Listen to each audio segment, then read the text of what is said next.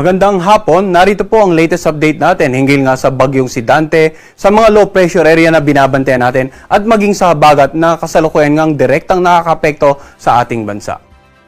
Kung makikita po natin yung ating pinaka-latest satellite image animation, may tatlo po tayong sama ng panahon na naka-highlight ng bilog. So unahin po muna natin yung binabantayan nating low pressure area na halos nasa malapit dito nga sa eastern boundary ng ating air responsibility. Kaninang alas 2 ng hapon ay naging isang ganap na bagyo na at binigyan nga natin itong local name na Dante. Si Dante ay tinatayang nasa layong 1,130 kilometers ang layo, silangan ng Northern Luzon. Taglay nito, ang lakas ng hangin umabot hanggang 45 kilometers per hour, malapit sa gitna nito, at ang pagbugso naman ng hangin ay abot hanggang sa 55 kilometers per hour. Sa kasalukuyan, kumikilos ito sa direksyong north-northwestward naman sa bilis na 20 kilometers per hour. Samantala, yung isa namang low pressure area na mas malapit nga dito sa silangan ng Northern Luzon ay tinatayang nasa layong 155 kilometers east-southeast ng Basco, Batanes. Sa ngayon ay malit ang tsansa nito maging bagyo within 24 hours pero patuloy tayong magmamonitor sapagkat posibleng beyond the 24-hour period ay maging isang ganap na bagyo ito. Ang senaryo natin dito sa low pressure area na malapit nga sa Northern Luzon, posibleng kumilos ito patungo dito sa may extreme Northern Luzon, lumabas nga ng northwestern boundary ng ating air responsibility at dito pa lang sa West Philippine Sea siya magiging ganap na bagyo. Yun po yung senaryo number 1 natin. Samantala, senaryo number 2 ay i-absorb ito ng mas malakas na bagyong si Tropical Depression Dante. Kaya manatili pong nakatutok sa update natin regarding this particular low pressure area, ang bagyong si Dante at maging itong isang low pressure area nga na nasa labas ng ating area of responsibility ay subject for monitoring din natin. Wala tayong nakikitang direktang interaction nitong low pressure area nito dito sa dalawa pang weather system sa loob ng ating PAR, subalit yun nga, patuloy nating i-monitor at magbibigay tayo ng update sa ating mga kababayan kung magkakaroon po ng development. So unahin po muna natin ano nga ba yung senaryo, yung pagkilos na inaasahan natin sa bagyong si Dante sa susunod na 3 hanggang 5 araw. So sa pinaka-latest forecast track ng Pag-asa, ayon sa Tropical Cyclone Bulletin na pinalabas nga ngayong hapon, makikita natin yung tinatayang sentro ni Dante, napakalayo pa po sa kalupaan ng ating bansa. Subalit, bukas ng hapon, inaasahan natin ito na halos kikilos ito ng pahilaga, more to the north at sa layong 990 kilometers east of extreme Northern Luzon. Inaasahan din natin na from tropical depression ay posible itong maging tropical storm in the next 24 hours. Samantala, sa darating naman na Huwebes ng hapon, inaasahan na ito na kikilos naman ito pa hilagang kanluran at by that time ay nasa 735 kilometers na silangan ng Itbay at Batanes, tropical storm category pa rin. Sa darating naman na Biyernes, inaasahan natin itong tuluyan ng nakalabas ng ating area of responsibility. So yung paglabas dito sa northern boundary ng PAR, inaasahan po natin sa pagitan ng Huwebes ng gabi hanggang Biyernes ng madaling araw. So generally, kahit tingnan po natin yung area of probability, yung parang apa sa paligid ng center track, pinapakita po nito na malit ang chance mag-landfall o direktang maapekto sa anumang bahagi ng ating bansa. Subalit sa ganitong mga panahon, kapag may mga bagyo po tayo na nandito nga sa Pasipiko, karagatang Pasipiko, at hindi nagla-landfall, bagkos kumikilos, either patungo sa dulong Hilagang Luzon, patungo sa Taiwan, or dito sa northern boundary ng ating area of responsibility, very favorable yan para patuloy na mapag-iba yung habagat na siya magpapaulan nga sa ating bansa. So ano nga ba yung inaasahan natin or ano yung scenario in terms of pag-ulan naman ng habagat nitong mga nakalipas na 3 araw? Mapapansin po natin dito sa ating antecedent rains simula po nung Sabado, Linggo at kahapon nga, yung malalakas na pag-ulan ay halos nandito sa kanlurang bahagi ng Luzon at ilang bahagi ng Visayas at Mindanao.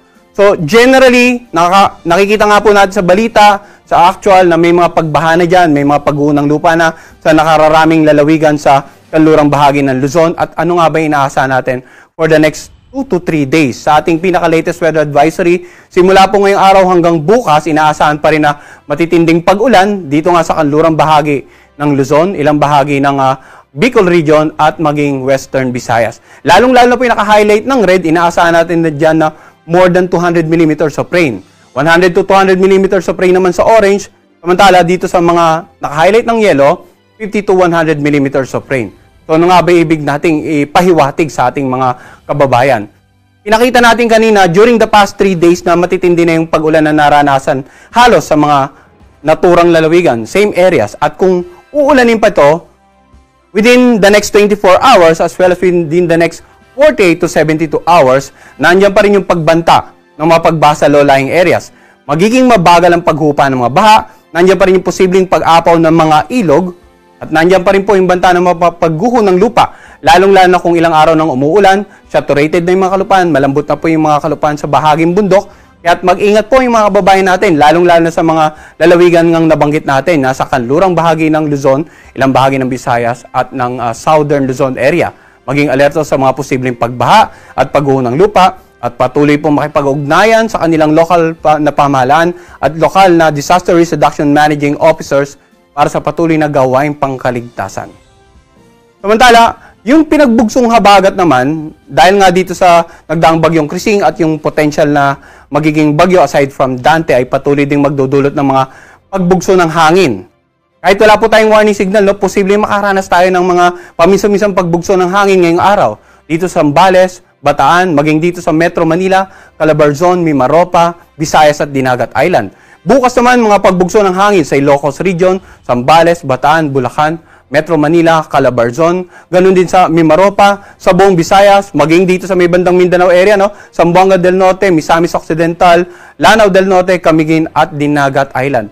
Hanggang sa darating na Huwebes, may inaasahan pa rin tayong pagbugso ng hangin sa nakararaming bahagi ng Luzon at ilang bahagi po ng Visayas at ng Mindanao area. So pag may pagbugso tayo ng hangin, posibleng makapagpatumba ng mga ilang uri ng mga pananim, posibleng ring magdulot ng maalon karagatan.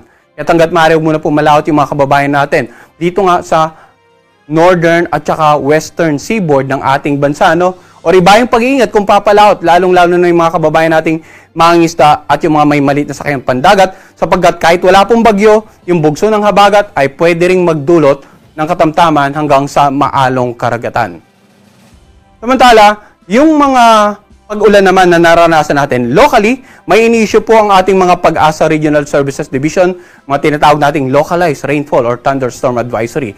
At ganina nga alas 5 ng hapon, meron po tayong nakataas na orange rainfall warning dito sa Metro Manila, maging sa mga karatig lalawigan, no? Ganon din sa yellow rainfall warning dito pa sa ilang bahagi ng Central Luzon at ilang bahagi nga ng Southern Luzon area. Kapag may orange rainfall warning tayo, nandiyan pa rin yung banta ng pagbaha. May mga pag-ulan pa rin tayong namomonitor at posible pa rin tayong makaranas ng mga pag-ulan in the next 3 hours. So, ang ating pong mga localized rainfall advisory ay pinapalabas every 3 hours. Ang effectivity ay hanggang 3 oras lamang.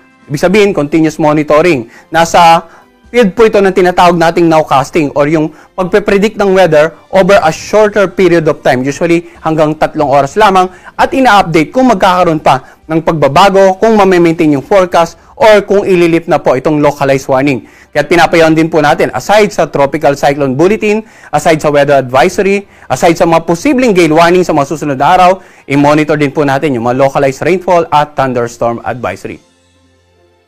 Huling pakiusap na lamang po namin dito sa Pag-asa, no? Dahil nga may mga sama ng panahon, hindi rin po maiwasan na nagkalat yung mga nagpo-post ng mga fake news, mga from unverified sources, no? Gaya nga po nitong nakikita nyo at nagbanggit na may posibleng 6 na bagyo sa darating na Huwebes.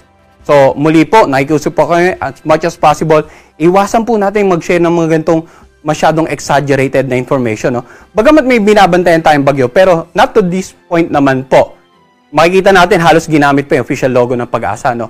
I-share lang po natin ang any weather or climate-related information mula sa official Facebook account ng Pag-asa na nakikita nyo po dito sa portion nito. So muli, as much as possible, iwasan po natin mag-share ng mga ganitong fake news and verified sources from unverified sources sa ating social media account.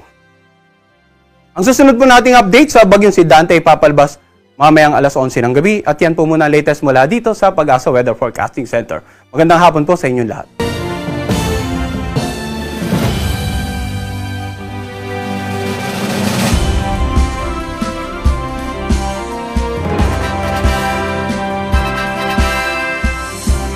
Muli, maraming salamat sa inyong panonood at pakikinig.